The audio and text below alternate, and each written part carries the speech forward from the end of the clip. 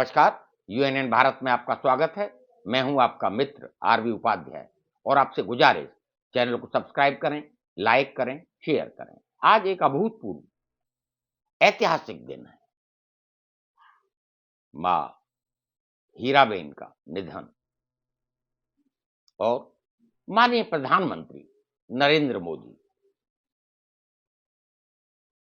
एक तरफ मां को मुखाग्नि देने के कुछ पल बाद बंगाल में वंदे भारत ट्रेन को हरी झंडी दिखाना काबिले तारीफ है और एक मिसाल कहीं ना कहीं देश के लिए, देश के युवाओं के लिए, देश के नागरिकों के लिए कर्तव्य बोध से कर्तव्य पथ तक का सफर। जिस मां ने कर्तव्य बोध कराया, जन्म दिया, पाला पोसा, इतना बड़ा किया, शतायु, एक सेंचुरी, पूरे 100 साल करने के बाद जब वो गौलोक से धार जाती हैं, माननीय प्रधानमंत्री भाव विह्वल, व्याकुल जाते हैं, मां की चिता को मुखाग्नि देते हैं, भाई को ढाढ़स बंधाते हैं, भाई को सांत्वना देते हैं, पूरे परिवार को यूएनएन परिवार की तरफ से संवेदनाएं, शोक संवेदनाएं और भगवान परिवार को शक्ति दे इस दुख को सहन करने की। लेकिन कर्तव्य पथ पर डिगे नहीं माननीय प्रधानमंत्री नरेंद्र मोदी। कुछ पल बाद ही मां को मुखाग्नि देने के राजभवन पहुंच जाते हैं और जाकर उद्घाटन करते हैं, हरी झंडी दिखाते हैं वंदे भारत ट्रेन को। बंगाल उनको जाना था। अपने संबोधन में उन्होंने कहा, निजी कारणों से मैं आपके बीच नहीं आ सका, लेकिन वहीं पक्ष और विपक्ष, ममता बनर्जी का उद्बोधन गला भर रहा था। ममता बनर्जी का भी, मां तो मां होती है। ममता बनर्जी को भी अपनी मां याद आ गई। ऐसे भावुक पल में, ऐसे भावुक क्षण में माननीय प्रधानमंत्री का एक अलग रूप देखने को मिला। जिस शिद्दत के साथ कर्तव्य पथ पर, कर्तव्य बोध के साथ वो अपने कर्तव्य का निर्वहन करते हैं, हम सबके लिए एक मिसाल है। हम सबको सीखना चाहिए कर्तव्य पथ पर कर्तव्य बोध के साथ किस तरह आगे बढ़ा जाता है। माननीय प्रधानमंत्री जी ने एक मिसाल प्रस्तुत की है देश के सामने। उन्होंने बंगाल न पहुंचने का दुख भी व्यक्त किया, वहीं निजी कारणों का हवाला भी दिया, संबोधित भी किया बंगाल की जनता को और बंगाल के विकास को रेखांकित किया। नदी की बात हुई, जल परिवहन की बात की, वहीं स्वदेशीकरण, मेक इन इंडिया की बात हुई। आप क्या सोचते हैं इस संकट की घड़ी में पूरा देश माननीय प्रधानमंत्री नरेंद्र मोदी के साथ है, शोकाकुल जो परिवार है उसके साथ खड़ा है और यही शक्ति माननीय प्रधानमंत्री को भारत मां की सेवा में 24 घंटे तत्पर रहने के लिए प्रेरित करती है। उसी का परिणाम है कि मां का गोलोकवासी होने के बाद भी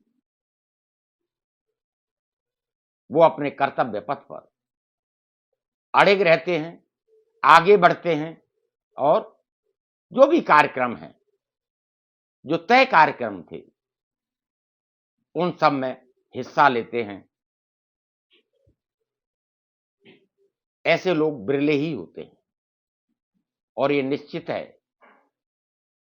कि देश का भविष्य सुरक्षित है। भारत को विश्व शक्ति बनने से कोई रोक नहीं सकता जिसके पास नरेंद्र मोदी जैसा प्रधानमंत्री या नेता देश में ही नहीं विदेश में भी एक मिसाल प्रस्तुत की है। जहां लंबे चौड़े आयोजन होते हैं उस सबसे दूर सादगी के साथ मां को मुखाग्नि देते हैं, परिवार को ढांढस बनाते, भाई को भी ढांढस बनाते हैं। भावुक पल थे। मैं कई टीवी चैनल डिबेट में आज था। पूरा देश शोकाकुल है और चर्चा भी है उस जीवट की, उस मेहनत की। लेकिन ये जो रास्ता है, ये जो सफर शुरू हुआ, पूरा परिवार सादगी के साथ, भाई हैं, बहन हैं, सभी साधारण जीवन जी रहे हैं। मां नहीं है लेकिन मां का आशीर्वाद हमेशा माननीय प्रधानमंत्री के साथ रहेगा। मां की कमी तो खलेगी, कोई भी क्षण हो, चाहे वो जीत हो या जीवन में जब भी कोई विशेष पल आया,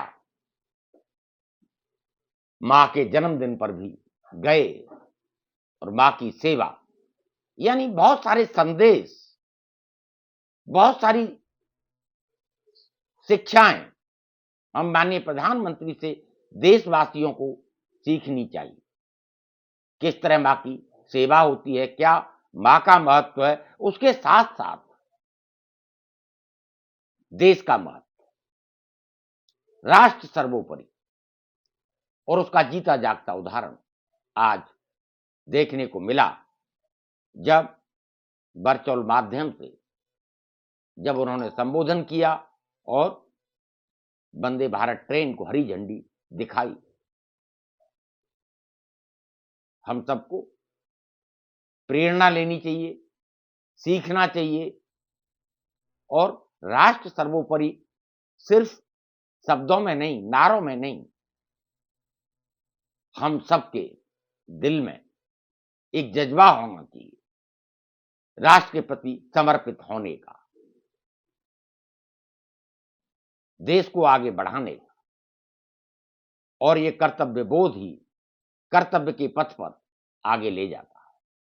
यहां तक पहुंचना कोई आसान काम नहीं होता। प्रधानमंत्री नरेंद्र मोदी ने जो सफर तय किया है वो सफर कोई इतना आसान नहीं है। एक साधारण परिवार से निकलकर प्रधानमंत्री पद तक पहुंचना और प्रधानमंत्री पद पर रहते हुए देश को पूरे विश्व में एक सर्वोच्च स्थान दिलाने के लिए किस तरह काम करना पड़ता है, ये हम सब ने देखा है। आप क्या राय रखते हैं? कमेंट्स करिए। आपके कमेंट्स हमारा मार्गदर्शन करते हैं और आपसे पुनः गुजारिश, चैनल को सब्सक्राइब करें, लाइक करें, शेयर करें। नमस्कार।